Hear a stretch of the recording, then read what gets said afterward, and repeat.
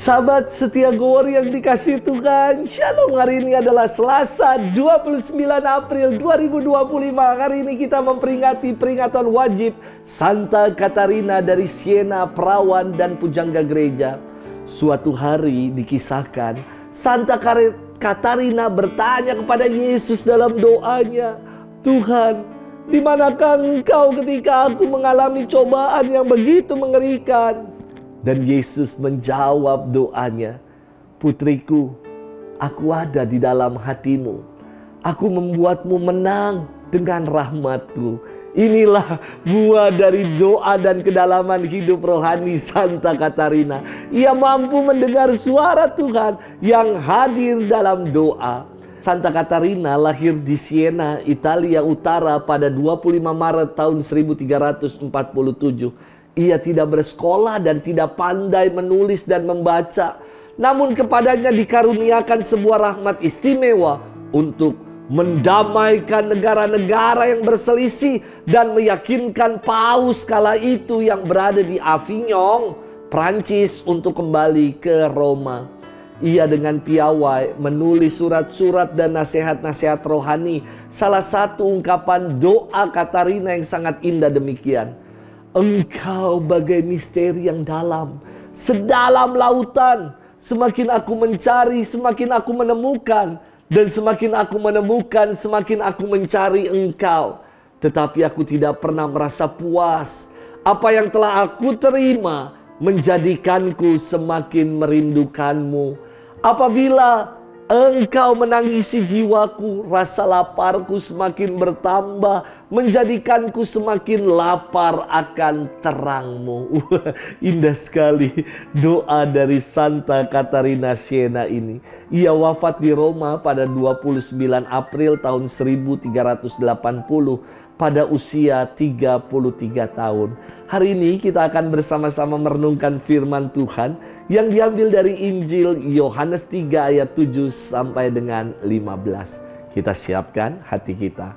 Haleluya, haleluya, haleluya. Anak manusia harus ditinggikan, supaya setiap orang yang percaya kepadanya beroleh hidup yang kekal. Haleluya, haleluya, haleluya.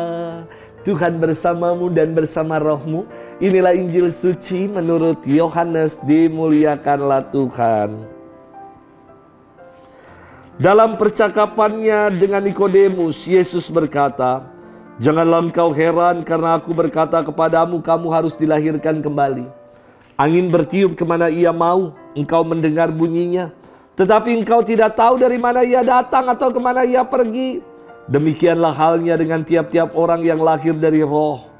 Nikodemus menjawab katanya, "Bagaimana mungkin hal itu terjadi?" Jawab Yesus, "Engkau adalah pengajar Israel dan engkau tidak mengerti hal-hal itu.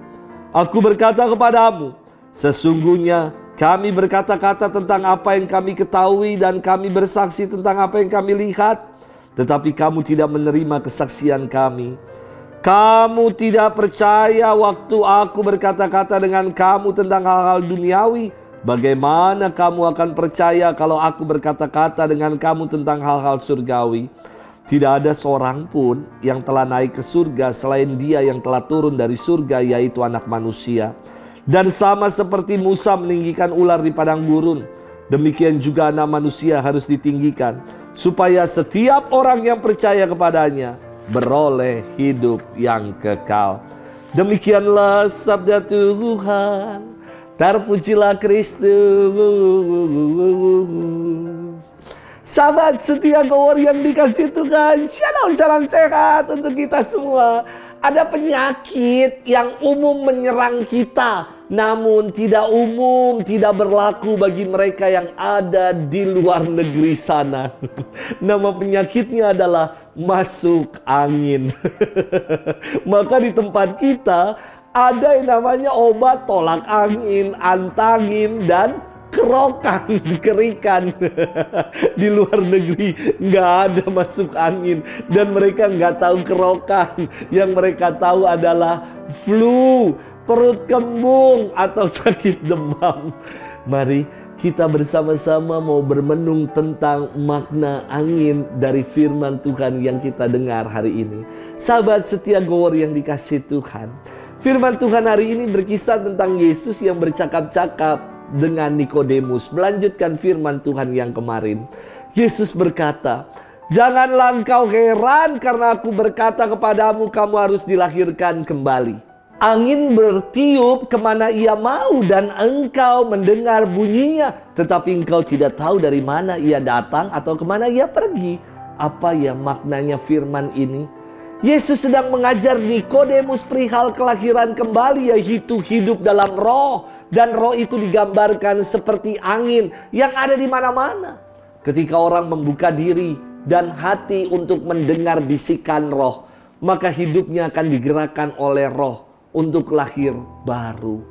Namun Nikodemus tidak kunjung mengerti akan maksud Yesus karena ia berpikir secara manusiawi dan biologis tentang kelahiran. Sementara Yesus mengartikan kelahiran kembali sebagai hidup baru bersama dengannya.